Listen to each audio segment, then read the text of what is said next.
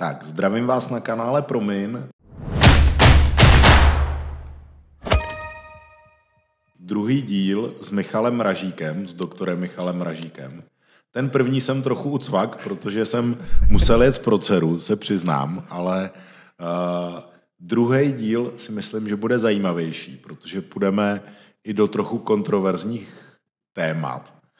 Takže rovnou jdeme na to. Hele, my jsme se bavili o tom glikovaném hemoglobínu. Mm-hmm. A teď jsme se tady bavili mezi řečí dál. Tak to je vlastně statický nějaký parametr, ten glikovaný hemoglobin. Sice nám říká hodnotu za poslední 3 měsíce, ale ty si tam řekl zajímavou věc, já do toho hodím zase svůj kontext nebo svoji zkušenost. Samozřejmě mě nikdo neměřil glikovaný hemoglobín a teď mi ho změřila internistka před pár lety, jen tak by the way. A měl jsem ho vlastně taky vyšší. Mm-hmm. Takže protože jsem z toho byl taky vykulenej, i když a jak jsem hypochondr, tak jsem si to samozřejmě nahodil. Že? A dostal jsem to monitorování glukózy, to celodenní vlastně, na několik dní. A bylo tam vtipný to, že mě vlastně krevní glukóza mi vůbec nešla přes nějakých 6,2 nanomolu. A vlastně byla celý den absolutně stabilní. Jo. A ty jsi mi teďka říkal, že když jsi se o tom bavil s diabetologem, takže ti řekl přesně tohle, že klíčový vlastně, co se děje v tom organismu, je vlastně to tvoje monitorování té glukózy. Já ti pak řeknu, kam se chci dostat. OK. Áno.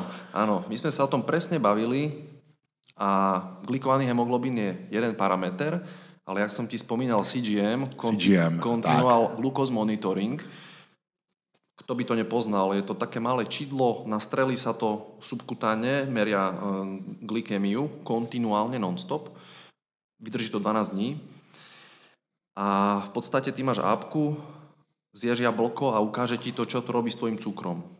Zješ rýžu, ukáže ti, čo to robí s tvojim cukrom. Čiže ty tým pádom vieš si pozrieť u toho pacienta, jak sa ten blood sugar v reálnom čase. Čiže máš glikovaný hemoglobín a máš aj toto. A presne o tom sme sa s tým diabetologom, s tým mojim kolegom bavili, že potom už ten pacient ako keby, lebo oni často klamú. Jak hovorí doktor House, každý klame. Takže ten pacient nemá kde uhnúť potom. Ty máš absolútnu realitu z dlhodobého hľadiska 2-3 mesiace glikovaný hemoglobín a máš kontinuálne meranú glukózu, proste si to pozrieš a vidíš, čo ten pacient robí. Čiže to je, v dnešnej dobe sú to brutálne vymoženosti, ktorými pred 50 rokmi to neexistovalo. Ale já k čemu se chci dostat? Jo. Tak si vem, já mám za sebou, řekněme, 30 let tréninku. To tělo, a dostáváme se zase na začátek, to tělo je nějakým způsobem adaptované. Právě to CGM ukázalo, že moje hladina krevní glukózy je extrémně stabilní. Já jsem tam měl vlastně snídani ze 140 gramama sacharidů. A mě ta krevní glukóza jenom po té snídani vystoupala na to 6,2. Mm-hmm. Ale během hodiny byla zase na 5. Jo. No vidíš, a to je absolútna realita o tvojom organizme. Máš nejakú glukózovú intoleranciu, ale inzulínovú rezistenciu? Evidentne nie. Evidentne ten tvoj organizmus zoberie tú nálož sacharidov, spracuje ju a tvoja glička je takmer stabilná, nie sú tam žiadne extrémne spajky a to robí presne tá dlhodobá adaptácia u toho športovca, ktorý tvrdo trénuje. Jo, teď to mě tak jako pochválil, dobrý, ale já jsem tím chtěl právě říct, protože s tím se zase setkávám a jako právě děsí mi to ohledem těch jako gurů, že prostě nepracují s tím kontextem, jo. A vlastně, já glikovaný hemoglobin hodnota 41, což odpovídá nějakým 6, že jo, asi 6%. A vlastně přitom extrémně stabilní hladina krevní glukózy. Ano. Takže nejspíš přežívají moje erytrocity trochu díl, plus tam budou asi nějaký další faktory, plus ta dlouhodobá adaptace, o čem jsme se bavili v tom jako minulém díle, vlastně o tom, že je to vlastně popsaný jev víceméně. No A teď se chci dostat k tomu, co mně se nelíbí a dostáváme se k té kontroverzní části. Jo. Samozřejmě užívají se látky podporující výkon. Jo. Já jsem jako veřejně řekl, že ano, že jsem je taky použil, ale současně mně se brutálně nelíbí, jak se z toho stalo, nebo že v tom kontextu toho použití už ty lidi padají do toho, že tyhle vedlejší účinky vyřešíme použitím dalšího léku a dalšího léku. A tohle je vlastně klasický ten příklad, protože mně teď přišlo několik lidí s tím, že jim vlastně nějaký guru někde doporučil použít metformin, což je vlastně lék na, ty to řekne, perorálne antidiabetikum, áno, pre ľudí, ktorí majú cukrovku, ktorí sú chorí. Protože to byli kluci, kteří sportovali, přesně, evidentně neměli žádnou inzulínovou rezistenci, ale měli prostě glikovaný hemoglobín někde kolem těch 36, 37, něco takového. A bylo jim prostě doporučeno tohle a z mýho pohledu to vůbec nedává smysl, protože ten metformin, já pak řeknu i svoji zkušenost, co mám s berberinem klidně, ale že ten metformin může mít jako spoustu negativních efektů, ale i narůst svalové hmoty, ale i zdravotních, je tak?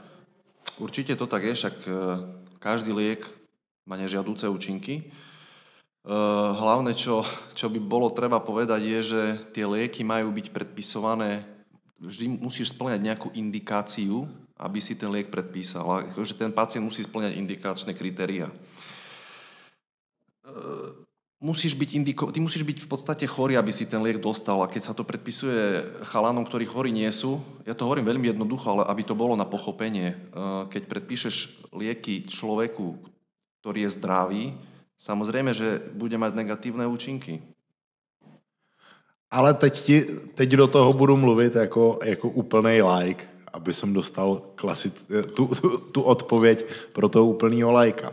Vlastně ten laik slyší, ty seš kulturista, bereš prostě nějaký látky podporující výkon a ještě jíš obrovské množství sacharidů. A ty vlastně tím metforminem si chráníš jako ten organismus, protože ti drží konzistentní hladinu glukózy. Snižuje ti, nebo ještě líp ti pomáhá ukládat ten glykogen do svalu. Áno, tie sacharidy využiješ lepšie, len ten metformín bude mať u toho zdravého človeka, však to je aj popísané, proste tam bude zhoršená proteosyntéza, tie svaly dostanú, jak to hovoríte, proste dostanú čočku. Nemyslím si, že to je to, čo treba robiť, že to je správny postup. Takhle, já abych vysvětlil, na co se chci, nebo kam tě chci víceméně dostat. Já tím chci říct to, že ano, metformin a samozřejmě i jiný léky můžou dávat jako opodstatnění. Určitě i v kontextu toho, jako řekněme, použití... Podporeného športovca, myslíš? Tak, asi úplně nejlepší, podpořeného sportovce. Takže dávají smysl. Ale teďka sleduju takovou jako... takovej... Taká mantra asi. No, spíš jako ty postupy, že mi to přijde, že prostě ty lidi používají obrovské množství těch látek, extrémně je kombinujou a nechají si poradit víceméně od kohokoliv, že vlastně ty gurové si dělají takový pokusný králíky z těch sportovců. Mi to tak přijde trošku. Určite a na nich sa učia proste, na tých svojich, neviem, či to tak môžem povedať, ale keď sme nekorektní, OK, na tých svojich koňoch sa učia, čo ten stack tých liekov, ten stack, ten pack spraví. Ja sa vždy vraciam k tomu, že Arnold Schwarzenegger nevedel tieto veci, nepoužíval to, ani tí kulturisti pred 20 rokmi, tá éra toho, ten golden era bodybuildingu, táto knowledge nebola, tieto vedomosti neboli a fungovali bez toho nejakým spôsobom. Tak ta forma nebyla asi taková, jako to vytlačej dneska. Jako... To nebolo, lebo teraz sa vieme dostať o level vyššie, akože samozrejme tým všetkým, ale vždy sa vraciam k tomu, že tá stará kulturistika mala pre mňa taký akože ten dobrý vibe, že dnes je to moc už sa to dostalo do kde to je až moc. No možná, jestli za 15 let budeme říkat, že to bylo ještě dobrý jako teďka. Ale mně jde spíš o to, že vlastně dneska nějaký guru něco řekne. Vůbec to jako nedává smysl. A prostě bere se to jako fakt dneska. A je to vlastně, já to vidím i ve výživě, což je můj obor, že v podstatě jako dneska můžeš říct cokoliv a když to publikum tě vnímá jako nějakou relevanci, tak je to OK. Presne tak, ty keď si nejakým spôsobom mienkotvorný v tom svete akože médií, zase sa vrátim k tomu, 1000-krát povedaná lež je pravda, a keď to bude ten človek, ktorý má nejakú váhu pretláčať, nemusí to byť vôbec pravda, tí ľudia tomu uveria nakoniec a potom to tí gurovia, jak hovoríš, začnú robiť, opakovať a ja zase to zopakujem, stane sa z toho mantra a dostávame sa zase k tomu, že tí ľudia sú zaseknutí v niečom. Len kvôli tomu, že ten tréner mi to povedal. No, tak jdem od filozofie a teď budu nekorektní já. Jak když jsem řekl tu hlášku o tom hemoglobinu, nebo respektive, já jsem to fakt řekl jenom by the way, tak mi zkomentoval to člověk, já ho neznám, ty ho znáš ze Slovenska a já jsem pak zjistil, že ten člověk je prostě, že studuje medicínu, je to medic. A on přesně tyhle jako mechanismy úplně shodil, tyhle mechanismy, o kterých my se bavíme. O tom co vlastně v té diabetologii je známý. A já se ptám, jak je sakra možný, že někdo jako vzdělaný a takhle. V podstatě mě, když jsem to pak ukazoval kamarádovi doktorovi, jak mi říká, tohle to je učivo jako fyziologie ve druháku. Jako jo. A jak je možný, že někdo, kdo má reálně vzdělání a prostě má znalosti, má hlavně ten kontext. Já se vždycky vymezuju vůči tomu, že mě zlobí a já bych to třeba v životě nedělal, že bych nikomu neradil s použitím látek podporujících výkon, protože nejsem endokrinolog, nemám lékařský vzdělání a přijde mi to, že je to jako vůbec jako nedává smysl. Ale tenhle člověk naopak jako bych mu asi i já věřil. A teď jako zjistím, že on prostě popírá věc, která je jako běžně popsaná jako v literatuře a je to vlastně takové jako base. Jako. Ja asi len tak krátko na to zareagujem nejak, aby sme ho neriešili, neprepierali. To nemyslím, to je jenom příklad. Tohle se totiž týká i jinde. Jako jo. Podľa mňa, že tento case, čo si teraz povedal, je o tom, že otázka je, koľko ten človek vyšetril reálne pacientov. Že či má nejaké za týmto rácio, to klinické, lebo jedna vec, čítať si biochémiu, je to super, akože OK. Máš knowledge, máš nejaké načítané dáta, ale druhá vec je, koľko si reálne videl pacientov, koľko si ich vyšetril, koľko tých krvných testov si videl, koľko si ich vyhodnotil, koľko liekov si nastavil, koľko tých perorálnych diabetik ten človek ponastavoval ľuďom, koľkých ľudí on nastavil na inzulín. Akože nič zlom, stále je to medic, je to nejakým spôsobom vzdelaný človek, vzdeláva sa, dovzdeláva sa, učí sa. Stále mi z toho vyplýva otázka, že koľkých ľudí on zmanéžoval zdravotně. Teď, když jsi o tom mluvil, tak mi vlastně naskočilo to, o čem si ty teďka před chvílí, nebo o čem jsme se bavili vlastně na začátku. Já mám plno doktorů, kamarádů a je fakt, že ty dobrý doktoři, ať je to chirurg nebo kdokoliv, tak když já jsem za nima přišel s něčím, co nebyl jejich přímo obor, tak oni mi řekli, ale sorry kámo, jako s tímhle já ti nepomůžu. To se musí zeptat někoho, čí je to obor. A ty si teďka říkal, že ty jsi doktor urgentní medicíny, takže ty to máš hozený, že vlastně... Ja to zopakujem, v podstate sme sa o tom bavili, ale je dôležité vedieť, som lekár na urgentnom príjme, má to výhody aj nevýhody. Podľa mňa dosť veľkou výhodou je, že tých stavov som videl XY, veľa ľudí som videl s rôznymi stavmi, ja sa viem v podstate ku každej situácii postaviť nejakým spôsobom, viem ju zhodnotiť, viem docieliť to, aby ten človek na urgentnom príjme je nutné zastabilizovať toho človeka, postarať sa o ňo v kritickom stave. Čiže viem trošku internej, trošku chirurgie, trošku, z každého rožku trošku, ale ak chcem ísť fakt do hĺbky a chcem nastavovať chronickú medikáciu, aby to bolo tak, ako to má byť, priznávam sa, ja to neviem. Vždy, a napríklad teraz som si zavolal toho diabetológa a bavili sme sa o týchto veciach, lebo ja v tom nie som expert. Poviem to na rovinu, OK. Nie je možné obsiahnuť celú medicínu, aby jeden lekár obsiahol každé jedno odvetvie. Keď potrebujem poradiť s internou, zavolám si internistu. Keď mám brucho, pri ktorom si nie som istý, či to je appendix alebo nie, ja si zavolám chirurga. A nemyslím si, že to je hanba. Ja práve si myslím, že tak by to malo byť. Ja nie som odborník na všetko. Tohle je právě to skvělý a to by mělo platit i pro ty trenéry. A to já jsem i říkal, když jsme se bavili, nevím s kým v podcastu, že jako hledat dobrýho trenéra. Takže dobrý trenér bude často říkat nevím a bude se ptát toho klienta. Protože nikdo neví všechno a on by měl jako jenom ucelovat ty informace a dávat nějakou svůj jako nadhled a i ten odstup.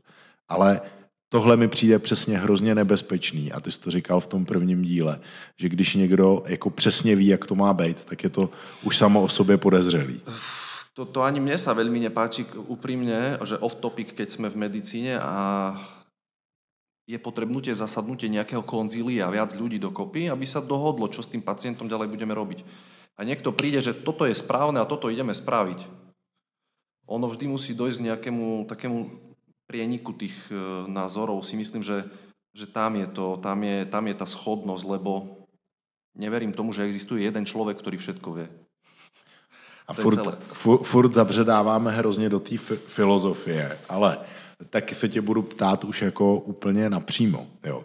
Ty jsi právě zmínil, že třeba i ten glikovaný hemoglobín, to mě hrozně zaujalo, teď když jsme se bavili, tak ovlivní i třeba hladina jako folátu, nebo hladina železa v krvi, tak to mě zajímá a řeknu ti jako potom proč, protože já si dělám oslý můstek jako na další část vlastně teďka. Takže, anebo rovnou se zeptám. Tohle vlastně je to, kam to směřuju, že dneska si zase, a běžně to vidím já, jako u lidí, že mi píšou, že si nechali udělat krevní testy na tom, jak jsou na tom s vitamínama a že mají všechno v pohodě, takže žádný vitamíny suplementovat nepotřebujou. Jo. Ale ty krevní testy, a klidně mi řekni, že se pletu, ale co já vím, tak krevní testy o nějaký jako saturaci třeba i mikroprvkama v buňkách vlastně téměř nevypovídají.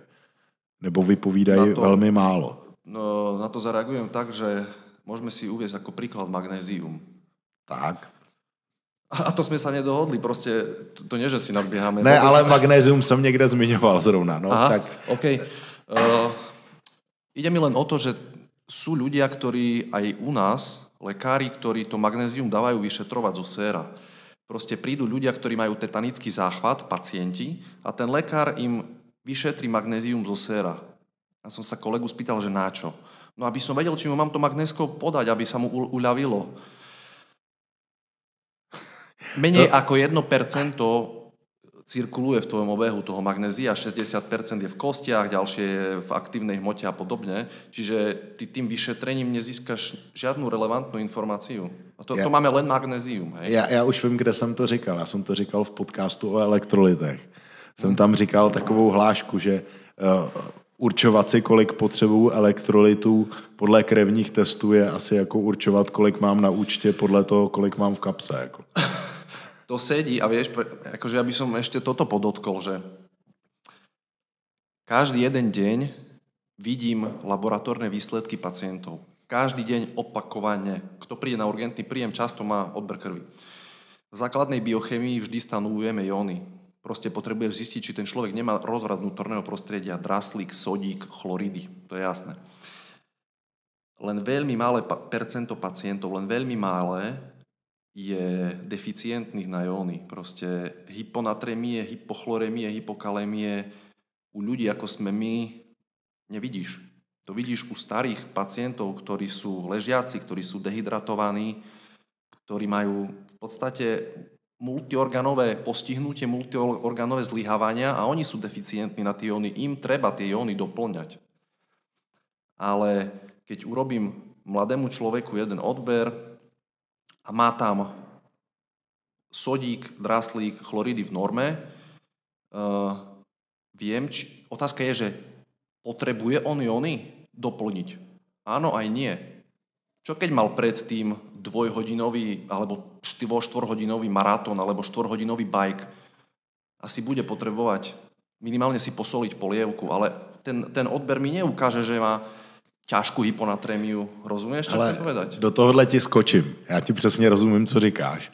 Ale mám obavu, že lidi, co to sledují, úplně nerozumějí. Takže já to hodím do kontextu. Jde o to, že Michal chce říct to, že krev v krvi nebo v tom séru, ta hladina těch minerálů, když si budete, teď jsme vzali minerály, když si budete měřit minerály nebo jonty moderně, tak je velmi stabilní a vůbec to nic nevypovídá o tom, jakou vy máte potřebu těch jontů, protože vy můžete mít svoje hodnoty zcela v normě, ale po výkonu, budete po těžkém výkonu a budete už mít velký deficit minerálu. Tak, je tak. Jsem to chtěl přeložit. Perfektné. Vysvetlil si to veľmi dobre. Nemám k tomu čo dodať, je to tak. Proste to sérum ti môže ukázať, že si v pohode, ale ty po tom ťažkom výkone sa cítiš unavený. Jednak potrebuješ sacharidy a určite k tomu naviazať jóny. To je celé. Prostě krevní testy nevypovídají nic o vaší potřebě jontů a o vitamínech se budeme bavit, ale o potřebě jontů. A pak ti řeknu ještě bizár, co mě poslal kamarád z Instagramu. Jo. Poslal mi, nevím od koho, od někoho to bylo, že někdo hodnotí krevní testy svých klientů. Myslím, že to byl nějaký trenér. Jo. A jak pracuje jako profesionálně. A tam bylo, že má prostě, teď si to nepamatuju přesně, draslík na horní hranici normy a ať zvýší draslík o nějakých jako 500 mg, nebo snad i sodík, že má zvednout sodík o 1 gram, ne? Jako, to si pamatuju. Že sodík o 1 gram, protože ho má nízko podle jako krevních testů. A já tomu kamarádovi říkám, to sakra nevidí, že to je úplná blbost? A on, jak to? Říkám, víš, kolik je gram soli?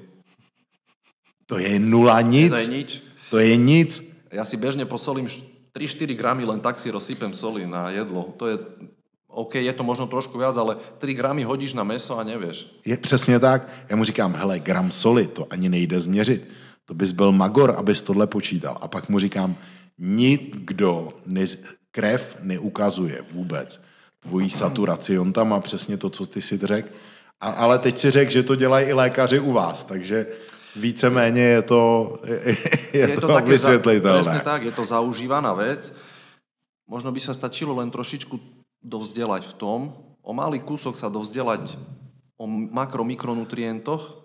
Ale teď si rejpnu, jo. Vysvětli mi, jak doktor může udělat takovouhle blbost.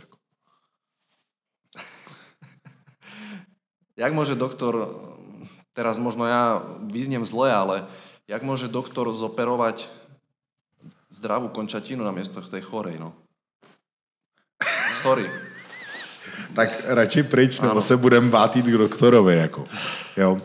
Ale ještě jsem se chtěl dostat k tomu. Iba to som chcel povedať, že sme ľudia, no a tak niekto má toho knowledgeu menej, niekto viac. Každý to asi, ja verím tomu, že každý lekár sa snaží interpretovať to v čo najlepšom duchu pre pacienta, však to je jasné, to nikoho neidem haniť ani očierňovať. To je celé. Okay. Ale mě, ještě k tomu lidský doplněk, abych to vysvětlil. To tělo koriguje tu hladinu těch minerálů v séru velmi efektivně. Takže vy, i když je ztratíte, tak v tom séru jsou poměrně stabilní. Je tak, že? Jasné, sú stabilné, však po tom 5-hodinovom maratóne nebudeš mať ťažkú hyponatrémiu v sére. Ty to potrebuješ plniť, ale aj intracelulárne, lebo však existuje taká... Hele, zas ti nebudou rozumět. Veľmi jednoducho existuje sodíkovo-draslíková pumpa, ktorá potrebuje na každú proste fungovanie a tie pumpy sú na bunkových membránach. To nie je len sérum, naše jóny nie sú len v krvi. Je to trošku hlbšie za tým. Akože... Já tě chápu, já to zase přeložím. To, co chceš říct. Michal chce říct to, že vlastně to sérum, tam jsou víceméně ty jonty stabilní, proto ta výpovědní hodnota je malá, ale klíčový je to, jak jsou ty buňky zásobený těma minerálama a vlastně i těma jontama pro tu funkci. A to z té krve víceméně nezjistíte, protože můžete mít těžký deficit klidně draslíku, protože se při tom výkonu vyčerpá, že jo? Áno. Ale v séru ho budete mít normální, tak? Áno. tvoj organizmus, náš organizmus sa snaží držať homeostázu. Snaží sa to balancovať za každú cenu. O čo ide organizmu je, aby spravil homeostázu. On nechce mať výkyv, proste sa to snaží balancovať. To je celé. No, takže jsme teďka trošku obsáhle řekli, že měřit si hladiny minerálů z krve je víceméně blbost. Takto, aby sme to uvedli na pravú mieru. Nebo takhle, řekni, pro co se to používá. To bude možná... Nie je to úplná blbosť, akože ono to má význam, ale nemá to význam, nemá význam robiť záver z jedného sodíka a draslíka, akože z jedného odberu záver, či si deficientný na jóny, alebo nie. Má to význam robiť vtedy, keď sú pacienti v ťažkých stavoch. To sú septické stavy, kedy ten pacient kľudne za hodinu len potením stratí liter tekutín. To sú obehovo nestabilní ľudia, ktorí strácajú tekutinu kožou, dýchaním, vyinhalujú to a samozrejme, keď sa potíš, ten pod je slaný. Vlastně jde o to vlastně vysvětlit, k čemu se to používá. Používá se to u těžkých patologických stavů. Presne tak. Ale pro nějakou, jako, pro nějaký plánování suplementace to nemá vůbec žádný význam. To fakt nie. A presne už len poslednú vec k tomu doplním. Používa sa to u ťažkých stavov, ale nie len jeden odber. Zase sa vrátim, ty si musíš tých odberov spraviť viac a vidieť, jak ten potom pacient reaguje na to, čo mu dávaš. Já jsem chtěl hlavně to hodit do toho, protože přesně je tady teďka takovej ten postup, aby to vypadalo vědecky, tak ty trenéři jako interpretují z té krve víceméně všechno. A tak jako říct jako jednoznačně, že tohle je jako fakt blbost u člověka, který normálně funguje, řešit, jakou má hladinu minerálů v krvi. Hej, tak by som to uzavrel, že odobrať si krv, aby sme naplánovali, ako ti dať jóny, nie je správny postup. A teď chci jít na další věc, a to k vitamínům, protože tam určitá výpovědní hodnota je, že jo? Speciálně u vitamínu D, kalciferolu, a ty si mluvil i vlastně o folátu, tak víceméně ten folát taky má určitou výpovědní hodnotu, že jo? Určitě, keď sa vrátime k tomu glikovanému hemoglobínu, jak som povedal, glikovaný hemoglobín má svoje úskalia a môže byť falošne zvýšená, falošne pozitívna tá hodnota glikovaného hemoglobínu napríklad pri, jak som povedal, pri tej polycytémii alebo pri anémii z nedostatku železa, keď si deficientný na železo, alebo pri anémii z nedostatku folátov. Bola by hlúposť takému pacientovi dávať perorálne antidiabetika, keď by mal ten glikovaný hemoglobín zvýšený, pretože stačí doplniť foláty alebo to železo a dostaneme sa tam, kam chceme. Proste zase sa vraciame k tomu, že toho pacienta treba vnímať v kontexte. To nič nie je o jednom odbere. Já jsem se chtěl dostat trošku jinam, zase vlastně k tomu takovému jako narrativu, že si změřím vitamíny všechny z krve a dáme to nějakou výpovědní hodnotu. Okay. Tak jsem tím chtěl jako říct to, že u určitých mikroživin, speciálně teda ten vitamin D nebo třeba folát, že to má význam, ale zase to má limitace dělat si tam kompletní spektrum, že není úplně objektivní, tak? To jsem chtěl říct, že třeba, a teď teda řeknu úplně jako přímej příklad, že vitamíny B komplexu. Máš vysoký metabolický obrat, potřebuješ vyšší množství vitamínu B komplexu, aby si mohl nějakým způsobem optimálně katalyzovat ty živiny. Přesně tak. Jo. A to ti vlastně z krve tohle nemá šanci zjistit, že ne? Reálnu hodnotu o tom nedostaneš, nie. Reálnou informaci. No, presne tak. Lebo však ten metabolický obrad prebieha non-stop. To by sme sa museli dostať k tomu, že to meriame kontinuálne z krvi. No a můžeš tohle vysvětlit, proč teda jako reálně můžu mít jako normální hodnoty v krvi vitamínu prostě B3, B6, B všeho, ale můžu mít větší potřebu a ta krev mi to neukáže? Můžeš tohle nějak mi nahodit? Ono se to, jasně, chápu, že tohle se standardně vůbec nedělá, ale ty lidi si to dělají. Jako. Ale počkaj, ty myslíš, že máš normálne vitamíny v sére, akože v odbere, ale si na nich deficient, akože potrebuješ ich doplňať? Potřebuješ ich víc, že vlastně ta hodnota v tom séru ti úplně neřekne, kolik jich potřebuješ. Že ti řekne jenom, že jich máš dostatek v tom séru, ale neřekne ti nic o té potřebě. No to môžeme povedať asi v kontexte s tým Dčkom. Lebo Vitamín D je veľmi dôležitý však pre syntézu steroidných látok ako takých. No a proste aj u tých podporených športovcov, keď tá syntéza prebieha, ten obrad je mnohonásobne väčší. Hladina toho vitamínu, ty ju potrebuješ väčšiu na ten syntetický metabolický obrad proste. A tvoje sérum môže byť, akože v sére môžeš mať ten range v norme, ale nemusí ti to stačiť, nezodpovedá to tomu, čo potrebuješ reálne. To je jedna věc a teď se asi trošku nerozumíme. Tam vlastně jde o to, že u toho Dčka máš aspoň nějakou jako objektivní hodnotu, protože je to v tuku rozpustný vitamín a je tam, odráží to nějakým způsobem to dlouhodobý zásobení tím Dčkem. Ale já myslím třeba ty ve vodě rozpustný vitamíny, plácnu, Cčko, Bčko, že tam vlastně vidíš sice nějakou hodnotu, ale vůbec to nic nevypovídá o tom, kolik ty buňky potřebujou těch vitamínů prostě pro ten metabolismus celkový a tak. No klidně mi řekni, že říkám blbost, jo? Je to úplně v pohodě. Veľmi jednoducho nevypovedá, lebo jak hovorím, by si potreboval to kontinuálne merať. Lebo ty z toho jedného odberu si nevieš povedať, či si alebo nie si. Napríklad možno hovorím úplne od veci teraz, ale že to interferuje, ale skorbut, ochorenie, ktoré bolo v minulosti u námorníkov, chýbal im vitamín C. Jak sa tomu říká česky? Kurděje. OK, tak prejavy deficiencie toho boli až evidentné. Krvácanie zo zubov, vypadávanie zubov, krvácanie z ďasien, meknutie, rednutie kosti, čiže prejavy nedostatku toho vitamínu sú až, by som povedal, také neskoré. Čiže ty, ak máš vysoký metabolický obrad, ty to mal by si byť natoľko psychicky zdatný, že to budeš suplementovať. Jo. Vlastně si mi odpověděl. Já jsem tím vlastně chtěl říct, a možná si nerozumíme, kam se chci dostat. Já prostě nedokážu, nebo chtěl jsem spíš, já to dokážu vysvětlit, ale chtěl jsem, aby někdo relevantnější řekl, že prostě to, že si jako udělám nějaký v uvozovkách testy v krvi a mám jako hodnoty vitamínu normálně, takže já nepotřebuju žádnou suplementaci, protože je to v pořádku. Takže to je vlastně blbost. Jako. Je, no však ale to sedí. Však to sedí. Áno, sedí to. Jo. A je to protože prostě to o tvý reálný potřebě nevypovídá nic. Presne tak. Presne tak. A to je podobné aj s tými jónmi, čo sme sa bavili. A já přemýšlím, co tu mám za další ještě téma, protože my jsme jako ten základ probrali. Ty si říkáš, jestli koukal na náš podcast s elektrolitama, tak co na to říkáš? To mě zajímá. To je asi tak...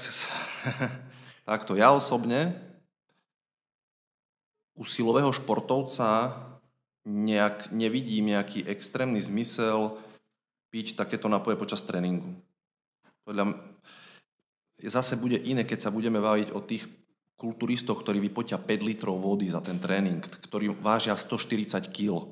To je trošku iné, pretože s tými 5 litrami vypotenej vody ty strácaš tie elektrolyty nejakým spôsobom, ale u prevažnej väčšiny tých ľudí, ktorí chodia do fitka, nevidím zmysel, aby do seba liali tie napoje s elektrolytmi.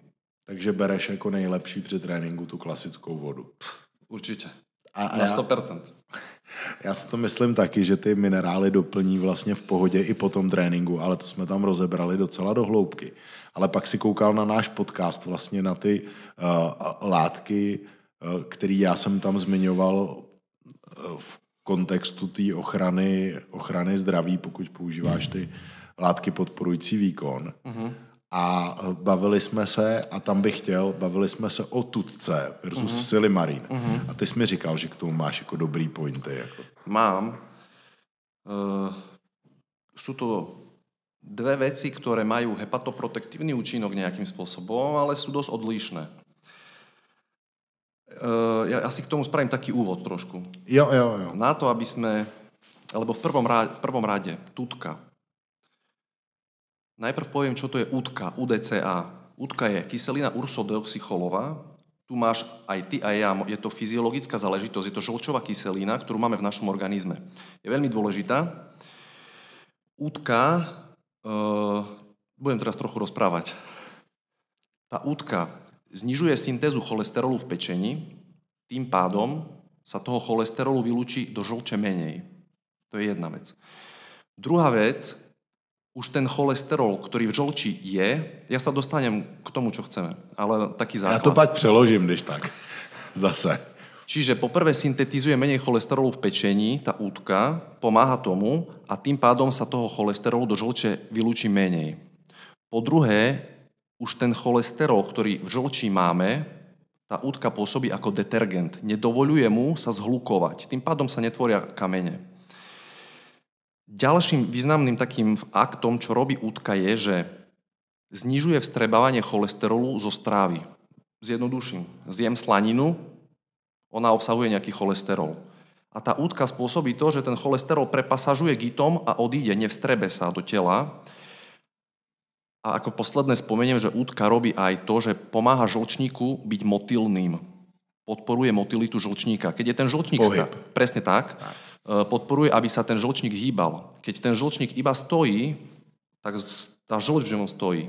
A keď v ňom stojí žlč, vtedy je nachylná sa zhlukovať a robia sa tam tie kamene. Dôležité je poznamenať, že žlč sa tvorí v pečení, skladuje sa v žlčníku. Môj spolužiak povedal, že sa žlč tvorí v žlčníku, vyhodili ho za to z internej, zo skúšky. Takže sme si povedali, čo robí tá útka. A teraz tútka v biochemii platí, že tie jednotlivé zlúčeniny sú veľmi podobné, chemicky, líšia sa len malinkými odchýlkami chemickými, ale majú iný účinok už. Čiže povedali sme si, čo je útka, a tútka je proste o taurín naviac. Je tam nakonjugovaný taurín, nakonjugovaná aminokyselina taurín a tým sa menia jej vlastnosti. Tá tútka sú veľmi podobné, iba o taurín naviac. Ale čo robí tá tútka? Je hydrofilná, proste, poviem to jednoducho, má rada vodu, keď je hydrofilná. A robí to isté so žlčovými kyselinami, čo aj útka, čo tá materská, plus dokáže, najprv to zjednoduším, eliminovať toxické žlčové kyseliny. A robí to tak, že tá tútka sama je hydrofilná a tie toxické žlčové kyseliny sú hydrofóbne. Ona sa na nich naviaže a tak zníži ich koncentráciu. Plus tá tútka má choleretický účinok. To znamená, že podporuje vylučovanie žlče, podporuje odtok žlče, čiže ona sa na nich naviaže a ešte aj podporí, aby sa z tej pečene dostali von. To znamená, že tá pečeň tam nestojí a nedochádza k zápale v tej pečene, nedochádza k lokálnemu zápalu. Čiže podporuje odchod tej žlče a ďalej, čo robí tútka, veľmi dôležité, znižuje stres v endoplazmatickom retikule. Endoplazmatické retikulum je naozaj dôležité, je to bunková organela. V každej bunke sa nachádzajú také malé orgány, voláme ich organely, a to endoplazmatické retikulum máme hladké a drsné, to je jedno. Je to veľmi dôležité, pretože v endoplazmatickom retikule v bunke prebiehajú zásadné procesy, syntetizujú sa tam bielkoviny, syntetizujú sa tam hormóny. Ak je na to endoplazmatické retikulum vyvíjaný brutálny stres, čo pri ťažkých silových tréningoch užívania anabolických steroidov je, tie procesy neprebiehajú optimálne a môžu sa vysyntetizovať, veľmi jednoducho povedané, choré proteíny. Nie správne vysyntetizované proteíny. Čiže tá tútka ešte znižuje stres na to endoplazmatické retikulum, tým podporuje optimálnu tvorbu hormónov v tom endoplazmatickom retikule a optimálnu tvorbu bielkovín. A po ďalšie, v poslednej dobe, čo sa skúma na tej tútke je, že má nejakým spôsobom neuroprotektívne účinky. Skúma sa to v kontexte s Parkinsonom a Alzheimerom. A úplne posledná vec, čo tútka robí toho dosť, je, že zlepšuje inzulínovú senzitivitu. Nejakými procesmi sa hrá aj s tým metabolizmom glukózy a do určitej miery môže k tomu pomôcť. Takže máme tútka a teraz silimarín. Počkej, já ti do tohohle ještě skočím. Takže ty si teďka tady popsal, že vlastně tútka, vlastně, když to tak vemu jako super suplement, víceméně. Ještě mi nech domluvit. Mimochodem to s tím neuroprotektivním efektem, tak to jsem tenkrát, mám kamarádku, lékařku a dokonce i v kontextu jako ALS to řešili. Jako, že měla kamarádku z ALS a že scháněla pro ní tutku, protože pokud vím, tak tutka tady není vůbec jako léčivo jako registrovaná. To je problém s tou legislativou. Jo. Takže tutka vlastně jako super suplement, víceméně z hlediska kulturistiky. Ano. Nebo je tam i nějaký ale? No ale to môže byť u zdravých ľudí, ak sa to tlačí do zdravých ľudí. Že si úplne zdravý človek, v podstate nič nehýbeš sa, nerobíš, môže to mať nejaké negatívne dopady na to zdravie nejakým spôsobom. Ale chcel som ešte o tom silimaríne, aby sme to dali do kontextu. No, ono je to důležitý, protože zase ty kulturisti, teďka přemýšlím, jestli ti někdo úplně rozuměl, ale já zase slyším ty názory těch kulturistů, no silimarín je k ničemu, protože tutka je daleko lepší. Tak to možná tohle tam hoď, taky já se tě pak doptám na tutku ještě. Ja mám pocit, že silimarín mal taký rozmach pred niekoľkými rokmi a že teraz dostáva hejt. To je môj pocit, akože z médií. Neviem, či to tak naozaj je. To neviem, to som nezaznamenal. Ale pred rokmi to bolo, že silimarín bol super power a teraz je akože utlačaný, ale oni fungujú trošku inak. Ja to teraz aj vysvetlím. Tú tutku sme si povedali, ona robí niekoľko zásadných vecí. Sú to žlčové kyseliny, je to odtok žlče, znižovanie stresu na endoplazmatické retikulum. To si treba uvedomiť. A silimarín, pestrec mariánsky, on sa volá, že Silibum marianum po latinsky, má svoje semená a z tých semien sa robí výťažok, extrakt. A to sú flavonolигnány, silibinín, silikristín, silidianín a ich izoformy, izosilibín, izosilikristín, izosilidianín, to je jedno. A zmes týchto flavonolignanov je ten silimarín. A čo on robí, ten silimarín? Je hepatoprotektívny, ale trošku inak. On stabilizuje membránu hepatocitu a zabraňuje prieniku toxických zlúčenín dnu do hepatocitu. Toto tutka vôbec nerobí, to je jedna vec. Ta jenom snižuje vlastně to množství těch toxických sloučenin. Presne tak, znižuje ich koncentráciu. A po ďalšie, silimarín má výborné antioxidačné vlastnosti. Jak som spomínal, tie flavonolignány, to je zmes a vzniklo to oxidačnou reakciou flavonoidov a lignánov. Oxidácia znamená spojenie. Tieto dve sa spojili, flavonoidy a lignány sa spojili dokopy a tým pádom z obidvoch tých rodov čerpáme pozitívne vlastnosti. To je stabilná zlúčenina, tie flavonolignány, a sú to polyfenoly a sú antioxidačné. To znamená, veľmi jednoducho, vychytávajú voľné radikály, znižujú oxidačný stres. A keby si ľudia uvedomovali, aký je ten oxidačný stres problém, aj na bunkové organely, aj na orgánové systémy, aj na organizmus ako celok, oveľa viac by to riešili. Ten oxidačný stres je jedna zásadná vec. Čiže silimarín a tutka sú obidve hepatoprotektívne, ale iným spôsobom. Iným spôsobom a nedovolím si tvrdiť, že jedno je lepšie alebo druhé. Proste oni robia trošku inú robotu. Vlastně o tom oxidačním stresu. Já jsem vlastně mluvil hodně v kontextu těch látek podporujících výkon. Vlastně jsem se na to sekl ten první díl, i jsem to za to trochu schytal. Ale teď to vlastně řekl, to je vlastně klíčová věc. Že? A nejen ten silimarín, ale pak i ty klasický antioxidanty vlastně tomu tělu primárně pomáhají. A teďka jsme se dostali od té tutky. Vlastně, ty jsi to teď řekl, silimarín působí úplně jiným způsobem. Že?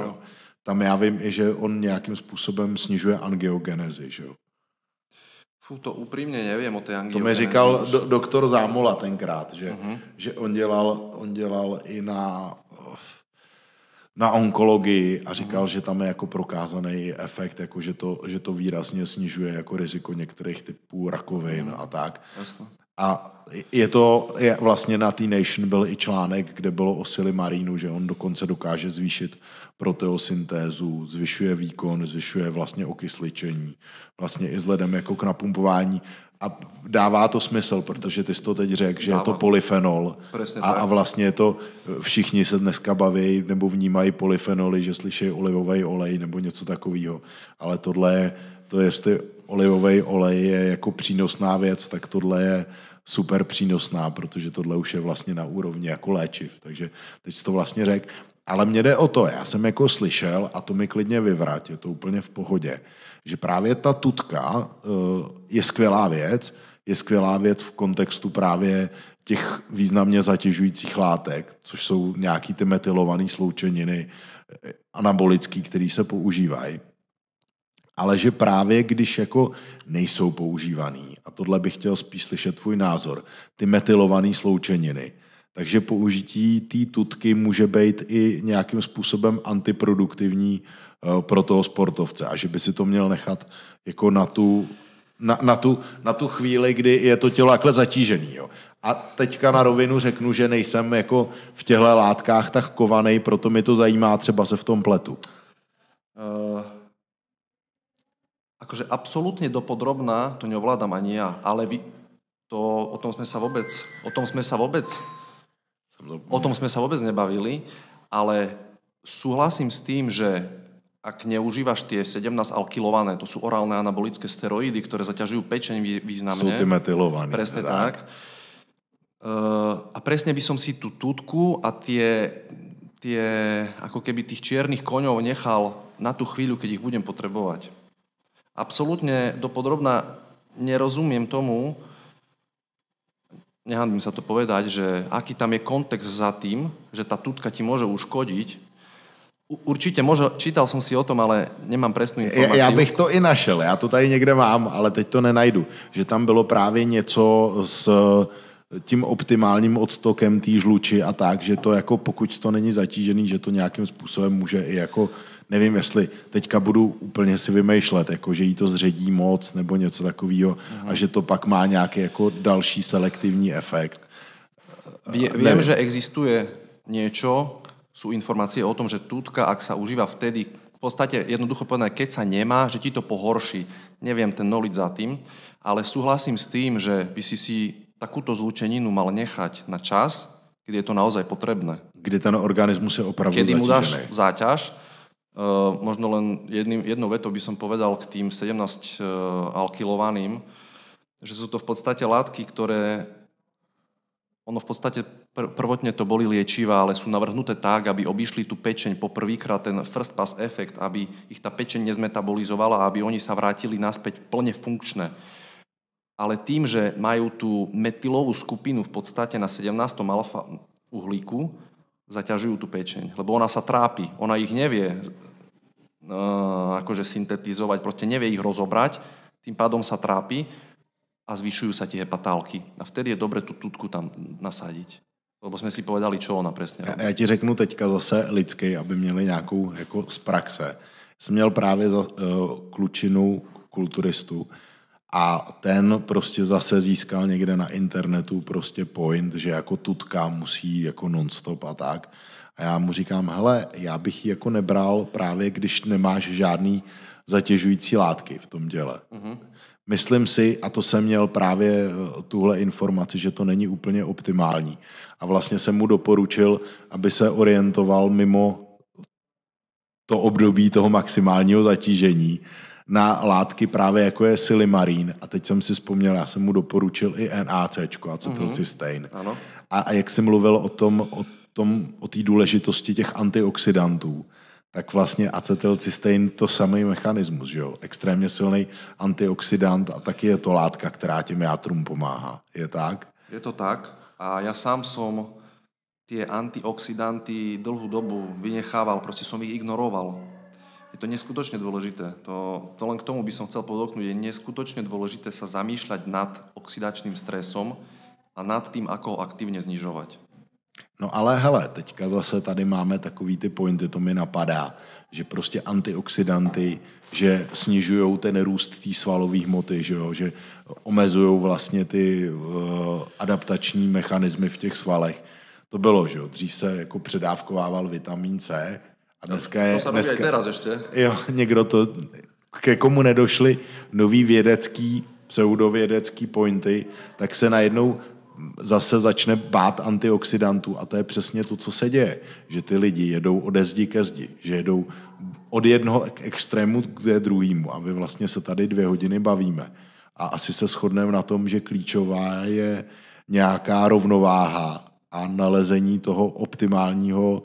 optimálního systému a ne prostě jít ode zdi ke zdi a hledat nějaký svatý grál. Presne tak a ono treba nájsť ten optimálny systém, ktorý sedí tebe, lebo tebe môže sedieť niečo iné, jak mne.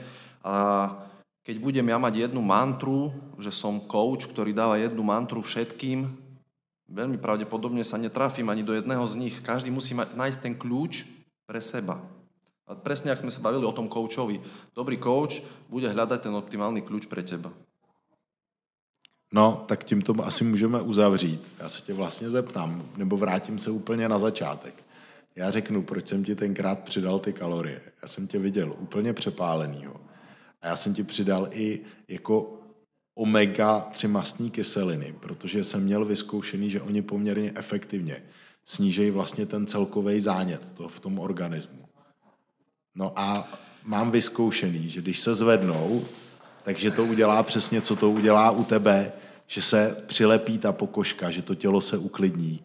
A zase, já jsem jako zastánce nízkotučný diety, relativně jako nízkotučný. A je tam paradox. Já jsem nikdy v dietě neměl pod, řekněme, 70 gramů tuku. Jo. Takže já řeknu, že jsem za to nepřijímat vysoké množství tuku. Ale můj příjem tuku je kolikrát vyšší než u těch, který tvrdí, že jedí tuky. Tých 70 nie je zas tak extrémne málo, lebo chalani to idú aj na 30 gramov tukov. Vím. Vysoko, akože tie tuky sú brutálne nízke. To neverím tomu, že, alebo nie je to ani možné, aby bol na takom tuku optimálne fungujúci metabolizmus. A k tým omega-3 mastným kyselinám asi poslednú vec dodám, že je naozaj reálna vec, že znižujú zápal v tele. Pretože asi to nebudem úplne rozvádzať a porovnávať s aspirínom, ale dá sa to veľmi dobre porovnať, lebo tam je taký enzym cyklooxygenáza, ale poviem to veľmi jednoducho, že tie omega-3 mastné kyseliny sú prekurzormi rezolvínov. A ten rezolvín robí rezolúciu zápalu, čiže ukončuje ten zápal skôr. A robí to tak, že potláča tie prozapalové leukotriény, eikozanoidy a tieto zapalové molekuly. A myslím si, že mi to vtedy pomohlo, lebo ja som užíval 3 omegy denne a ty si mi dal, že 15 kusov. Ale počúval som ťa, robil som to. Myslím si, že to pomohlo nejakým spôsobom aj s palením tukov a aj s tým zápalom, lebo ja som si to potom presne prešiel, že omega-3 a zápal je tam veľmi blízka korelácia. Tak je to vtipný, doktore, když ty to vlastně víš, ale neuděláš to, tak někdy může i poučený laik poučit doktora, tak tím to možná... Souhlasím. Tím to možná uzavřu.